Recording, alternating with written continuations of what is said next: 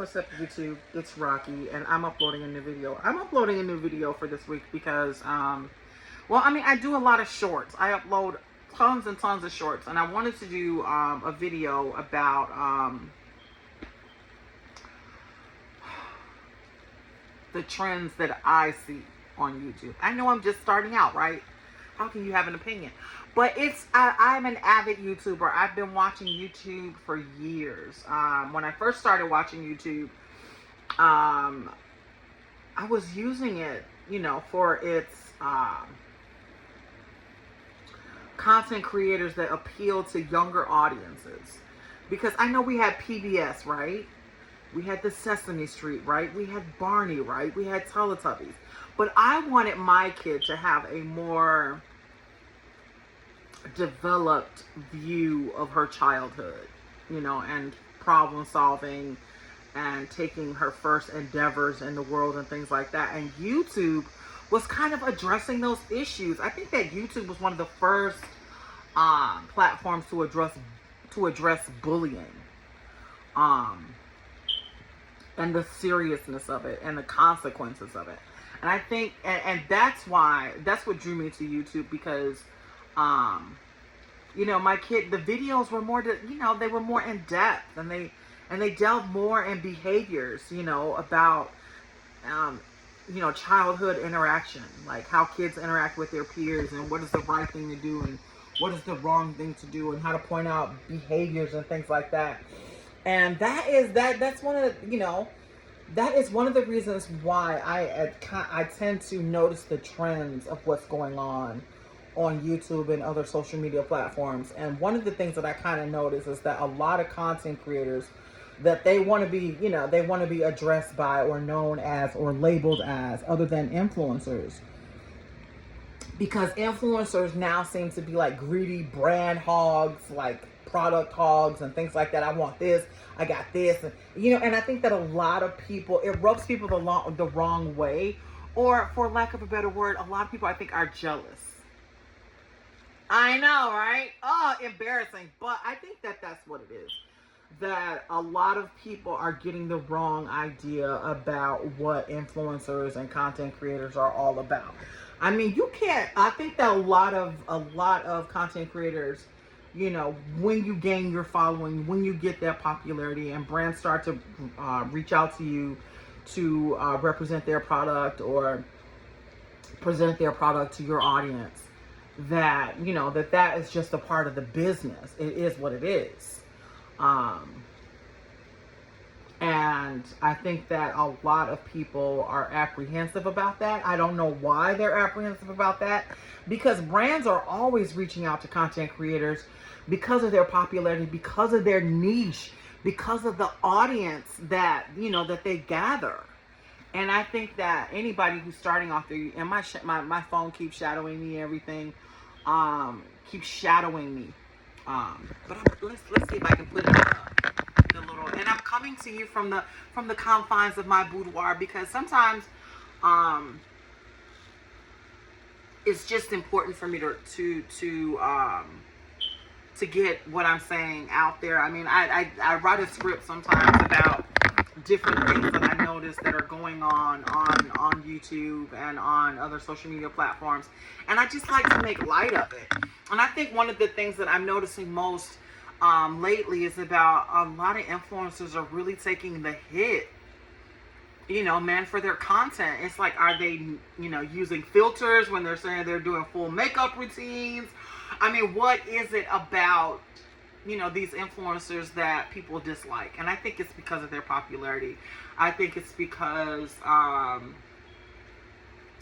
I think it's because of the incredible phenomena that a lot of content creators are able to generate or make because of the niche that they've created for themselves, whether it be skincare or makeup or fitness or food or whatever. It just seems like the most popular ones are always just being brought out and made light of, especially when they get that following. And then people are always accusing like popular influencers of creating false images. And I'm like, that's the same, I don't know. you know, I see the inconsistencies in their argument. You know, and also I can see the legitimacy as well. I mean, um, some people who create a niche for themselves and they gain that popularity, they tend to, you know, tend to take advantage of it, you know, and exploit it instead of, you know, and they lose the authenticity of why it is that some people created content in the first place or became an influencer or a content creator. And like I said, the reason why I started my YouTube channel, because I knew that there was nothing out there that was like it. Um, if you type in wellness into the search bar on the YouTube thing, I have another device. And I want to search wellness.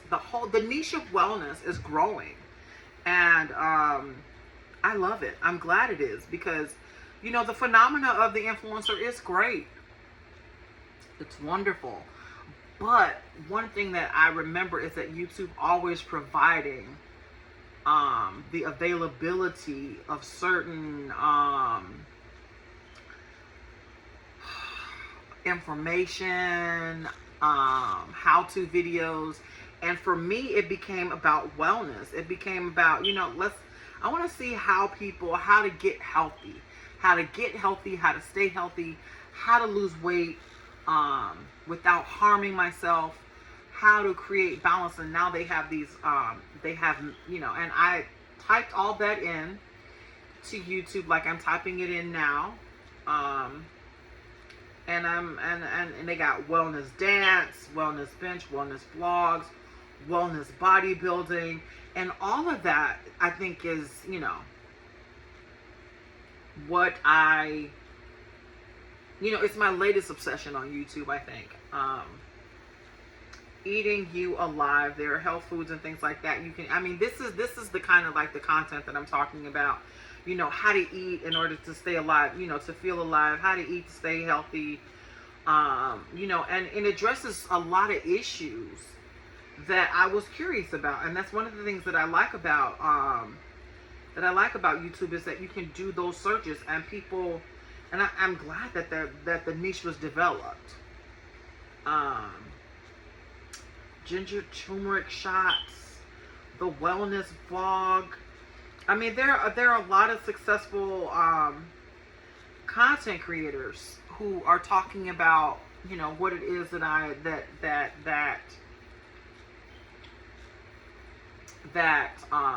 was curious about. And I didn't think that the audience of wellness would be that great, but one of the things that was interesting to me, that I was interested in, was finding an audience, finding the information about wellness and having it be plentiful and available. And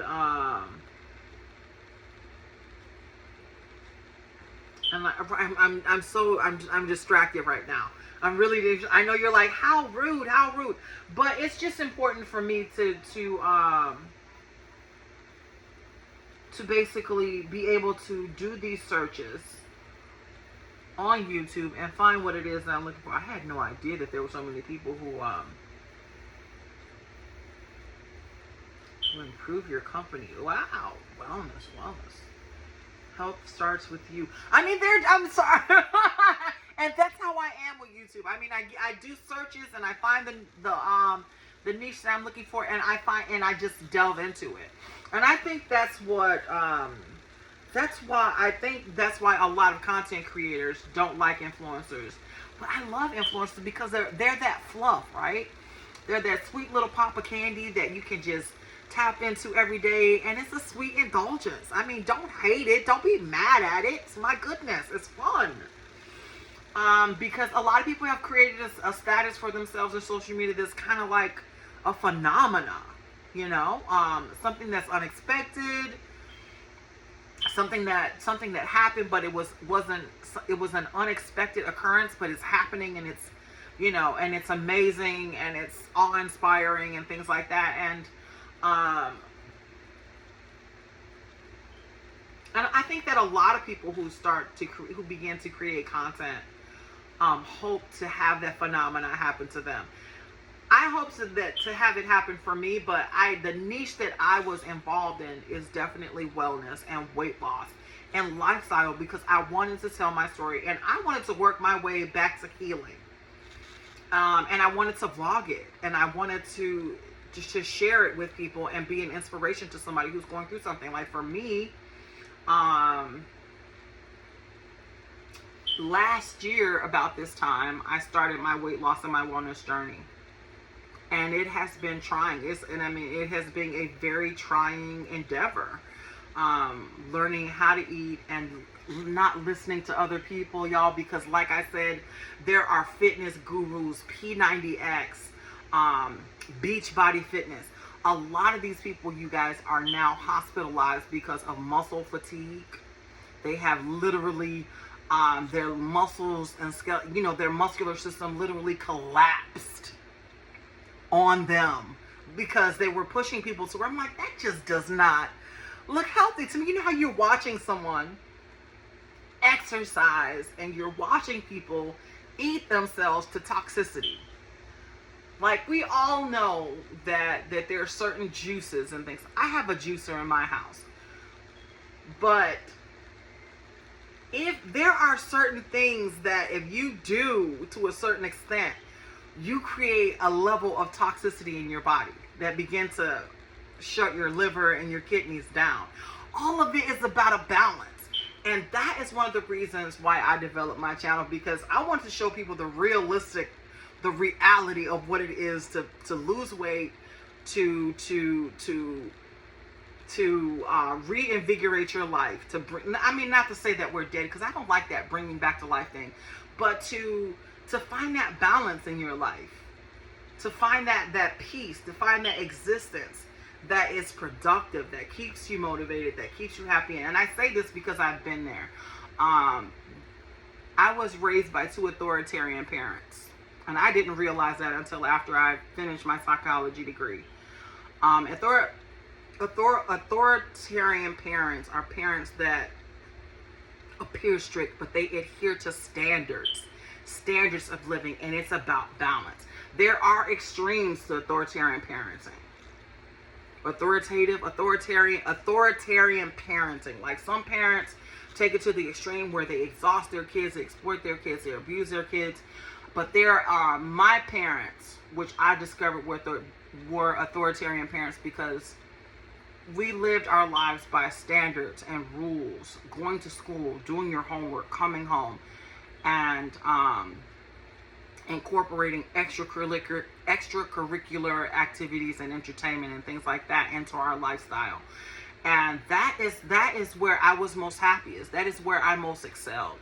That is where I began to, think for myself and understand things for myself without being unencumbered by fear and by doubt and things like that, because I had seen examples in my life. But I had seen examples of it in my life. And when I went through some adverse situations in my life, it's because of that parenting that I was able to bring myself back to a place of understanding and bring back a realization to my life that certain situations are unhealthy and certain situations were just not good for me. And it usually involved the people that we're hanging out with, the people that we're dealing with. And but with all things in life, you have to go through things, you have to experience things in life in order to come to an understanding. Not everything in life can be explained to you. You can't, nobody is going to, walk through life with you explaining everything, every step of the way, everything that you need to do, everything you need to say. You need to take those challenges on for yourself. And I think that a lot of people don't understand that a lot of content creators are having that success, or influencers are having that success, because they found their niche and they're doing what they're doing, and they created a phenomena in their life. And there is nothing wrong with that. So, like I said, when you guys are watching people, take what they say with a grain of salt. But use a little. If something,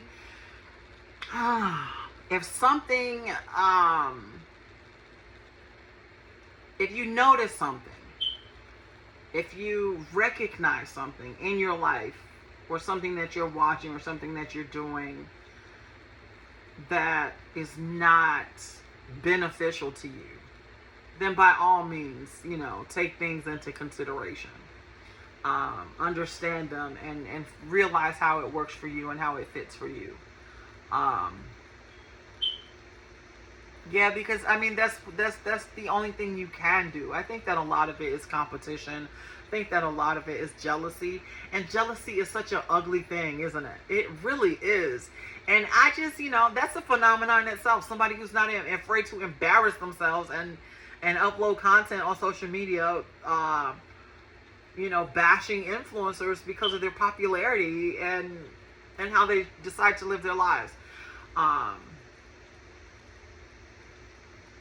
But it was just an issue that was a little disconcerting for me. But at the same time, I sat there, I listened, I watched, and I guess I kind of had to check myself to make sure that because a lot of content creators, that have popularity, I don't much like their channels because a lot of people do makeup tutorials. I don't know what it is, but some of them I just don't like. I mean, I would never try their techniques. I would never. Because I think that a lot of them don't take into consideration skincare. I think that a lot of them don't take into consideration the toxicity of the products that they're using. I don't think that a lot of them don't take into consideration the effects of what they're doing has on their life and their wellness. I don't. One of the things that was important to me, that a lot of brands had started using, or a lot of brands began to use healthier methods when creating makeup. But now I see that trend has fallen by the wayside. There are a lot of brands I would never put on my face ever, and they're very popular. And people they're charging absurd amounts of money. But the reason why I would never use them is because I was educated about it. And when I look at those influencers after they take off their makeup, I'm like, your skin is dying, literally, because you're using this product. And that's just my take on it, to be honest with you. I mean, I didn't want to say anything, but there are some makeup brands out there, y'all, that are healthy, that use organic, sustainable products. And when I'm talking about waxes and dyes and things like that. Investigate where makeup comes from. Investigate what it is. And I know y'all don't think about it, but if I get the chance, I'm going to blow it up because I want to do it, because I know that there are a lot of wellness brands out there. Burt's Bees is one of them. Burt's Bees is an awesome makeup brand that uses healthy, clean, hypoallergenic products in order to create their makeup. And a lot of brands don't do that. They're still using irritants and dyes and things like that. And I think that a lot of content creators, they think that they know what it is. They kind of have an itching or an inkling that they know what's wrong with it, but they don't know what's wrong with it. But what's wrong with it for me is that they're promoting unhealthy makeup.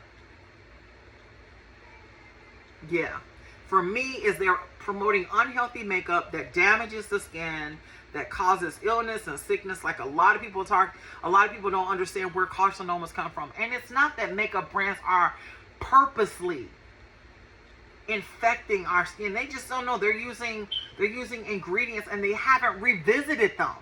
They haven't revisited them and said this, and said, how can we improve on this? How can we make this better? How can we make this healthier? A lot of brands just are not doing that. And anytime that they do, a lot of brands lose sales. They lose sales because people don't believe in it. But if you're doing something for somebody if you're doing something to please somebody else, if you're doing it well, I guess all of that is to seek the approval. My goodness. How can I say this? There are a lot of formulations in this world that are known carcinogens and known irritants to our skin. But when brands use them, they perform better, the color is better, You know, it performs better because of the chemicals that are in it. But there are naturally occurring chemicals in this world that can be beneficial to makeup and skincare that are probably really I just thought about that, that are really expensive to source. But if you care about your product, you care about your brand, if you care about what it is that you're presenting to the world, then you know money should not be a concern. You know, that's my issue with a lot of makeup tutorials, is that a lot of brands are not healthy, and it's the most popular ones out there. And then you see those influencers after they take off their makeup, and you're like, and then people don't want to confront that reality either. Like, you know, a lot of people don't want to confront that. It's like, you're using all this makeup. Makeup is supposed to add to the aesthetic of who you are. It's not supposed to mask or cover it up. I mean, we all have those imperfections, but that's why we have skincare, right? Like, I don't have a stitch of makeup on right now. Not an ounce of it. But there's a natural filter that occurs on this camera that allows me to, you know, that allows me to, I don't know, so that you guys don't see all of my skin's imperfections, right? So that it's presentable, so that it's, you know, so that it's lovely to look at, so that it's, you know, making me look my best. But it's not hiding, you know, the minor flaws that I have, some of my freckles, and, you know, some of my dark spots and my hyperpigmentation and things like that. You know, a lot of those things are noticeable, but I refuse to treat them just with makeup because I don't want to make the situation worse. Because I know that there are brands out there that do not invest in the wellness of their product. They just don't. And I think that a lot of content creators were kind of suspicious about that, but they didn't know. They weren't aware that that's what it is, that a lot of, you know, brands are still using their old formulations, and they're still causing skin irritations and eruptions and things like that. So, but yeah, I mean, but it's for you as the consumer to decide what is best for you, to do your research and to actually listen to products and brands when they're promoting, you know, I mean, to brands when they're promoting their products. It's for you to listen and be informed and have the courage to say, you know what, this just is not for me. You know, I go to the store all the time and I pass hundreds and hundreds of products that I'm like, I'm not ready for the breakouts. I'm not ready for the eruptions.